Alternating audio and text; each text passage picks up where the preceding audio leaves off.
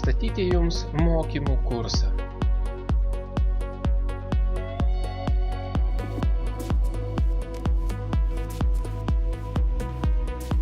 Simuliatorių techninė įranga. Mokymų kurso pristatymas. Pagrindiniai mokymų tikslai. Suteikti klasterio nariams aktualių ir lengvai pritaikomų praktikoje žinių apie vieno populiariausių pasaulyje IT simuliatorių techninę įrangą. Padėti pasirinkti optimaliausią IT simuliatoriaus techninę įrangą Lietuvos rinkai. Pagrindiniai mokymų tikslai. Pagerinti bendrus darbo komandoje ir tarpusavio supratimo įgūdžius bei padidinti tarpusavio pasitikėjimą ir sudaryti sąlygas pasidalinti patirtimi. Įdiegti ir išbandyti inovatyvią mokymų sistemą, lengvai pritaikomą prie verslo plėtros ir specialistų poreikio. Pasirinkto simuliatoriaus techninės įrangos našumo aspektai tarnybinės stoties ir naudotojo atžvilgiu. Pasirinkto simuliatoriaus techninės įrangos minimalūs reikalavimai procesoriui, atminčiai, diskams, tinklui. Naudojamos techninės įrangos pavyzdžiai. Pasirinktos tarnybinės stoties ir simuliatoriaus techninės ir programinės įrangos derinimas. Šio projekto trukmė yra 3 mėnesiai, įskaitant ir mokymo medžiagos rengimą, su galimybė pratęsti dar 1 mėnesį. Tikimės, kad mokymuose dalyvaus iki 50 asmenų padalintų į keletą grupių. Bus surengtos mokymų atidarymo ir uždarymo sesijos, kurios gali vykti ir virtualiai. Mokymai bus interaktyvūs, vyks distancinių mokymų sistemoje. Bendra mokymo trukmė iki 150 akademinių valandų. Mokomoji medžiaga perteikiama naudojant realaus laiko, informacijos perdavimo technologijas ir arba vaizdo įrašų pavidalu sudarys iki 15 akademinių valandų. Mokomosios simuliacijos ir praktinės užduotis, laboratoriniai darbai sudarys iki 60 akademinių valandų.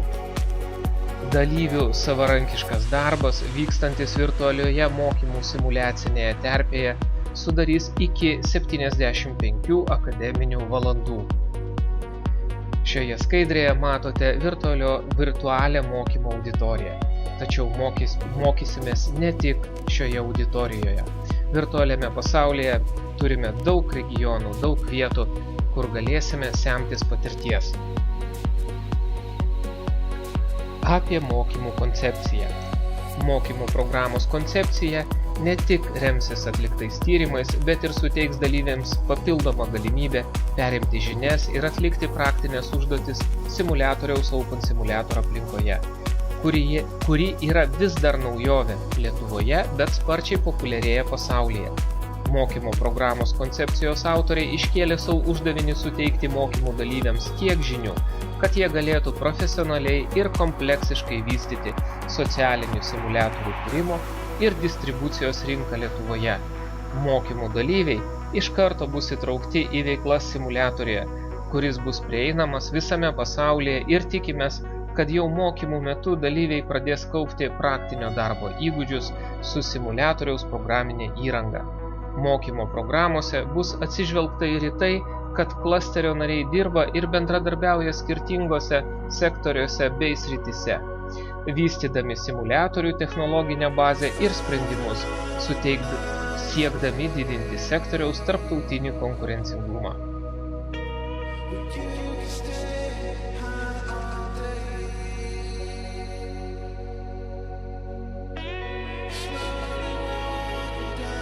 Šioje skaidrėje matote mokymų dalyvių virtualų miestelį, kurį mes pavadinome UCC Business City – Užupis Creative Cluster. Šiame miestelėje mes pasiūlysime mokymų dalyviams susikurti savo arba savo atstovaujamos organizacijos virtualų biurą. Tai yra tokia verslo vieta, kurioje jūs galėtumėte realizuoti savo tam tikras užduotis, kurias gausite šių mokymų metu.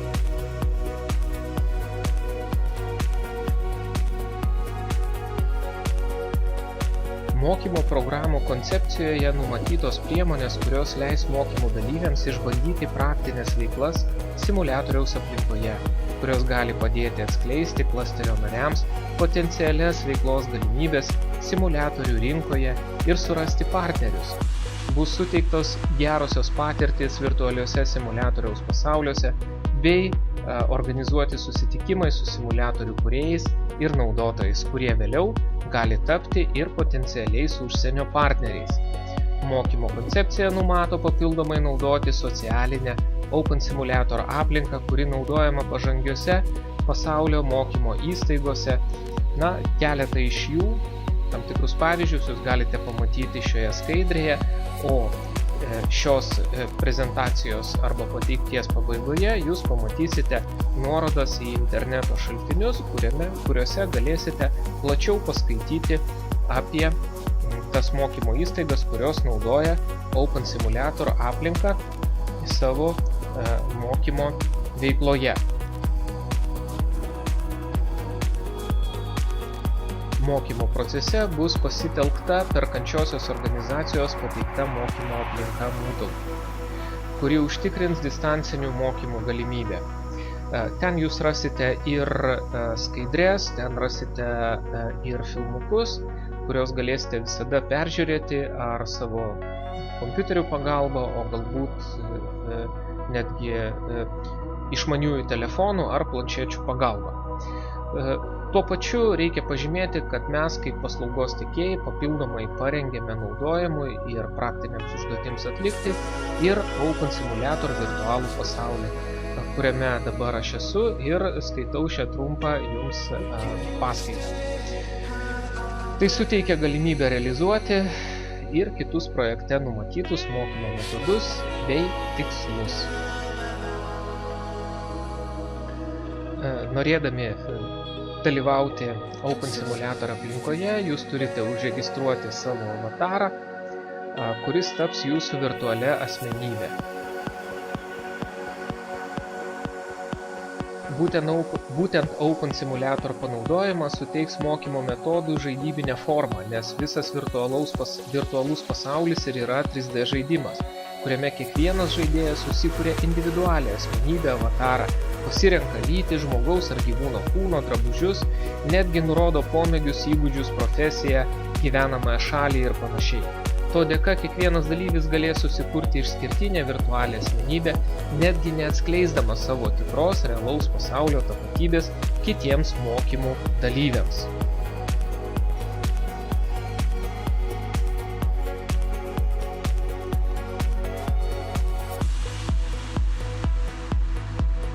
Bus sudaryta galimybė kiekvienam mokymų dalyviui prisijungti prie Open Simulator virtualaus pasaulio, parsisiunčiant nemokamą žiūryklę Microsoft Windows operaciniai sistemai, Mac OS kompiuteriams, o savo nuožiūrą mokymų dalyviai galės parsisiųsti ir kitas žiūryklės, pavyzdžiui, Android operaciniai sistemai, tai yra išmaniesiems telefonams ar planšetėms, suteikiančias papildomą laisvės pojūtį.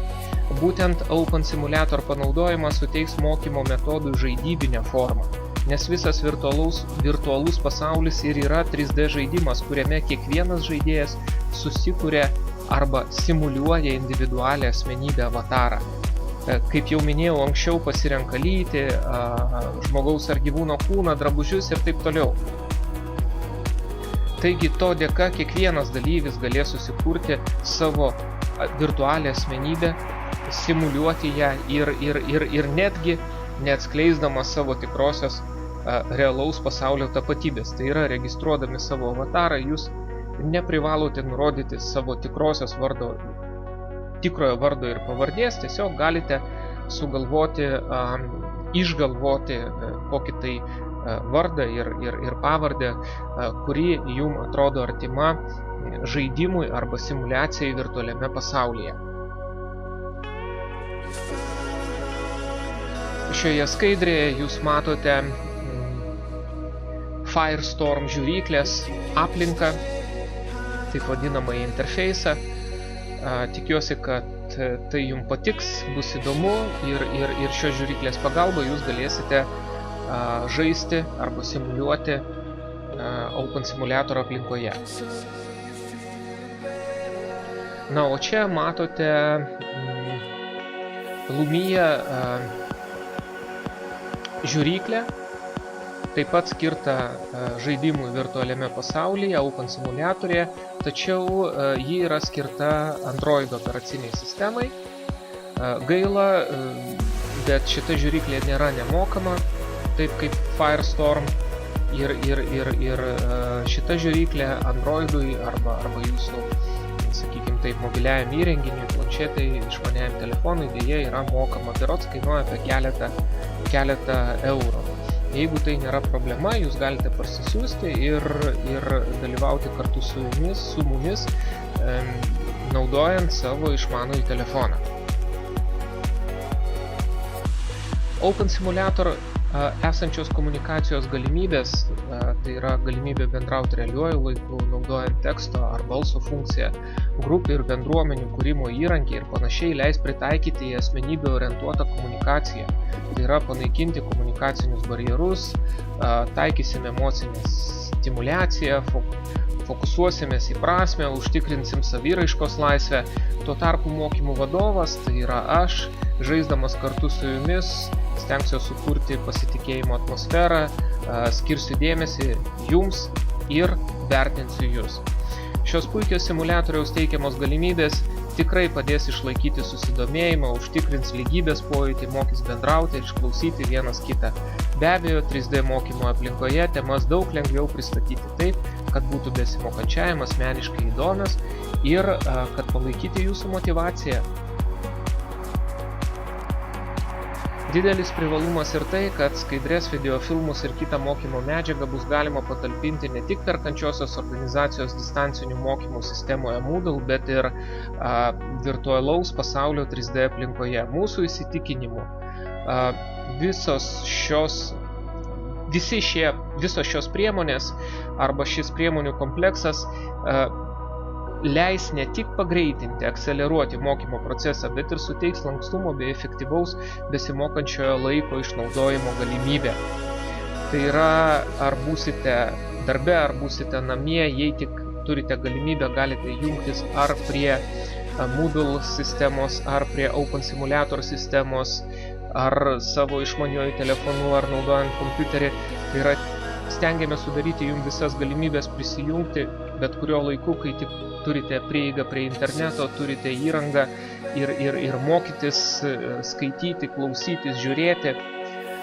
Svarbu ir tai, kad paslaugos tiekėjas ir pats naudoja simuliatorių, kurdamas ir parduodamas virtualaus pasaulio paslaugas, todėl galėsime pasidalinti įgytą patirtimi.